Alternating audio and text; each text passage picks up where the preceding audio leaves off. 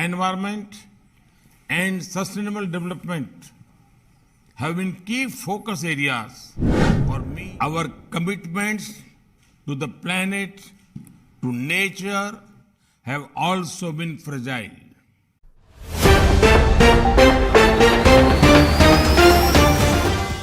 भारत के नीति आयोग और भारत में संयुक्त राष्ट्र ने 2023 से 27 की अवधि के लिए भारत सरकार United nation sustainable development cooperation framework GOI UNSTCF पर हस्ताक्षर किए हैं।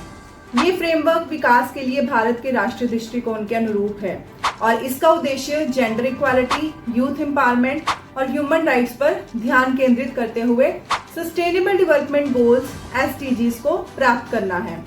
भारत सरकार UNSTCF 4 रणनीतिक स्तंभों people, prosperity, planet and participation पर बनाया गया है और इसमें हेल्थ, एजुकेशन, इकोनॉमिक ग्रोथ और एनवायरनमेंट सहित 4 परिणाम क्षेत्र शामिल हैं। ये फ्रेमवर्क SDG स्थानीकरण और साउथ साउथ कोऑपरेशन पर जोर देते हैं, जिसमें भारत विश्व स्तर पर अपने विकास मॉडल का प्रदर्शन करता है। फ्रेमवर्क की निगरानी और रिपोर्टिंग के नेतृत्व संयुक्त संचालन समिति के माध्यम से भारत सरकार और संयुक्त राष्ट्र द्वारा संयुक्त रूप से किया जाएगा। आखिर ये चर्चा का विषय क्यों बना हुआ है?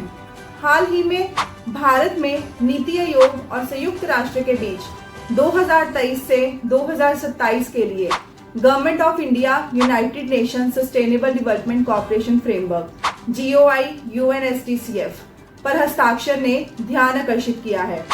संयुक्त राष्ट्र महासभा इस फ्रेमवर्क को देश स्तर पर संयुक्त राष्ट्र विकास प्रणाली के लिए प्रमुख योजना और इम्प्लीमेंटेशन इंस्ट्रूमेंट के रूप में मान्यता देती है।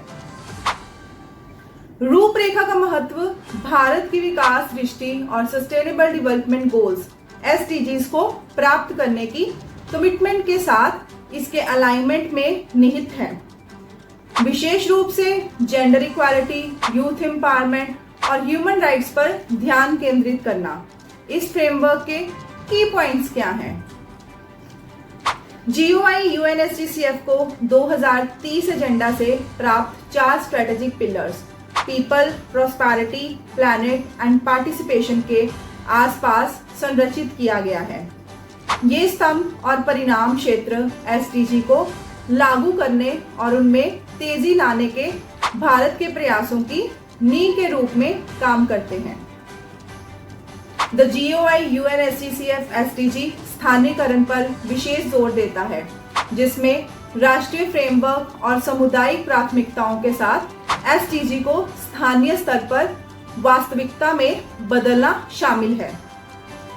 देखा जाए तो विश्व स्तर पर अपने विकास मॉडल को प्रदर्शित करके भारत का लक्ष्य उदाहरण के तौर पर नेतृत्व करना और सक्रिय रूप से साउथ साउथ कोऑपरेशन को बढ़ावा देना है, जिसमें अनुभव, ज्ञान और संसाधनों को साझा करने के लिए ग्लोबल साउथ के देशों के बीच सहयोग शामिल है।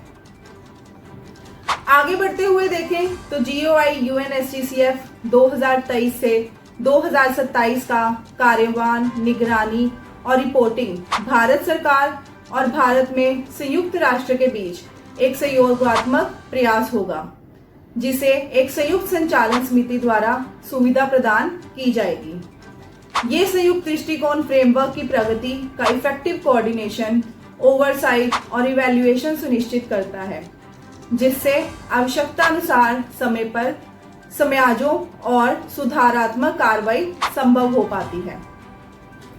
इसके अलावा देखें तो 2015 में संयुक्त राष्ट्र द्वारा अपनाई गई SDG गरीबी को समाप्त करने, ग्रह की रक्षा करने और 2030 तक सभी के लिए शांति और समृद्धि सुनिश्चित करने के लिए कार्रवाई के लिए एक संभावित आह्वान के रूप में कार्य करते हैं।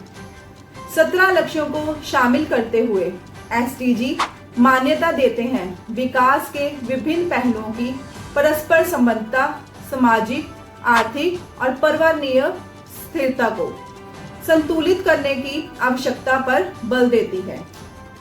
SDG विशेषकर जलवायु कार्रवाई पर लक्ष्य 13 को प्राप्त करने में भारत के प्रयास उल्लेखनीय रहे हैं। इसके अलावा GOI UNSGCF 2023 से 2027 पर हस्ताक्षर सतत विकास के प्रति भारत की प्रतिबद्धता और SDG को प्राप्त करने में इसकी भूमिका पर प्रकाश डालता है।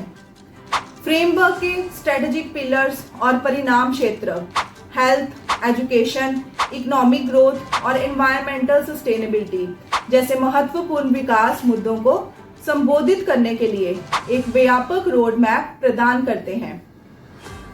वीडियो में दी गई जानकारी अगर अच्छी लगी हो तो अपने एयर न्यूज चैनल को सब्सक्राइब करना ना भूलें और टाइम टू टाइम नोटिफिकेशंस के लिए बेल आइकन दबाना ना भूलें। धन्यवाद।